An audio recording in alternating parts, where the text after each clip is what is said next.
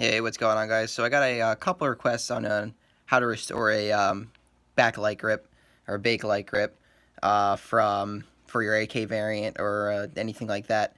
So this I got from Apex.com. This is an old Romanian, probably made in the 60s, Bakelite that needed some restoration when I came in. Like I said, I bought this for $5 off Apex, so go check it out. There's no carvings, nothing along the lines of that. No scratching, no big damage, no wear marks. So when you get these ordered from Apex or any other site, if it's old surplus material, it usually comes like a lot of like storage grease or oils on them and things like that. So before you do your restoration or anything, that's going to be your first step, is to remove that. But before I show you guys the first step, I'm going to show you guys all the materials that you're going to need to do a restoration on your own. So right here I got various different grits of sandpaper. This is 400, 600, 2000, carb cleaner, isopropylene rubbing alcohol, mask, gloves, glasses. That's up to you. I know the polyurethane's really sticky, and you don't want any breathing in any sanding stuff. So I would recommend that. I mean, like I said, you don't have to. It doesn't really matter. Polyurethane. This is the clear gloss. This is what I use to restore this. They also make a this is like a semi-gloss and then a flat. Also compound and a buffer. This is just a drill buffer. I got this from the automotive section at Walmart. So everything here you most likely get at Walmart. There's really nothing, obviously, besides the grip. Everything else you get at Walmart. I don't know exact price, but the most expensive thing, honestly, is probably the polyurethane at like $6 something, or the gloves. They might be like 10. But other than that, let's go over the first steps. Like I said before, when you get these in the mail, it's going to come with a lot of grease, a lot of storage grease, grime, things like that. So that's the first thing you want to get rid of. So that's why I bought the carb cleaner. The carb cleaner will take all the grease off pretty much immediately, and it dries really fast. Get the jet spray, so it will do the work for you. Especially try to get into the grooves here, because the grease will like to settle inside there. Make sure to get all that off, because when you get to your third step, it's going to be a pain, and that's not going to dry onto grease, obviously. So make sure to clean it very well before going to doing anything else. And also the carb cleaner doesn't affect the Bakelite at all. So don't worry about it eating through it like latex gloves or anything. It's fine, perfectly safe. I did it on here, and you guys can tell the results. So that's your first step, is to clean it.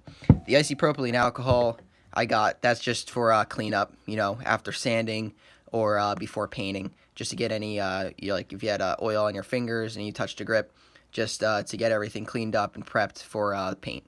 So that's your first step, is cleaning the grip, obviously, when it comes in. It also depends, where you get it. So, like I said, this is an old Romanian one, and this was a surplus item, so it came with all that on there.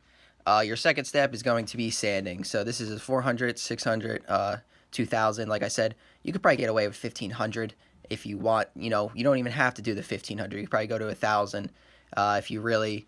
It depends on how far you want to take your project. So this is 400. I did 400 all around.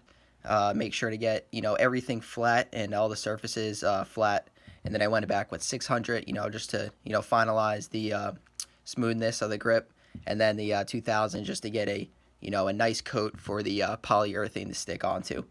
So that's that. You can take as much time as you want on sanding. Depends on how much of a perfectionist you are. Like I said, I went all the way down to 2000 all over. Third step is polyurethane. This is obviously your discretion, so whatever whatever finish you're looking for. So if you want a clear finish, like I said, that's what I did on here. I believe it came out very nice. And if you look on like the authentic ones, or like a Russian one, it does have a nice shine to it. So that's what I based it off of for the shiniest one. Then they also have the semi-clear, and they also have a flat. Like I said, that's up to you. But for the coats on this, for the polyurethane, I did a high gloss. I did one really thick coat as my first coat. Let it dry for a minimum of 12 hours. Don't rush it, because it's going to come out like crap. Let it dry. Wait for 12 hours. Like I said, the first coat's going to be a thick coat. And then after that, hit it with a 2000 or 00 steel wool. and then lay 2 other thin coats. So altogether you're going to lay 3 coats, and then at the final coat, the third coat, let it dry for at least 24 hours before usage. And then once you guys are done with that, let this dry for 24 hours. It looks good. You have to remove all the sand or dust and other particles that landed on it during drying, and that's where the rubbing compound and the buffer comes in. So when you do a rubbing compound, this is just Meguiar's. This is just Meguiar's rubbing compound. This is like a medium grit, I believe. It doesn't have a chart, but it's not really coarse and it's not really fine. It's just perfect. So apply that to your buffer wheel, and then go all the way around it. Make sure to move the buffer wheel around, especially if it's on a drill. I mean, you guys could use a Dremel, or if you guys have any other things that you could put an attachment of a buffer wheel on. I'm sure you guys could get around there. But if you are using the drill, make sure to move it around a lot, because the surface of that does get hot. And then at the end, hopefully you guys get a nice result like this.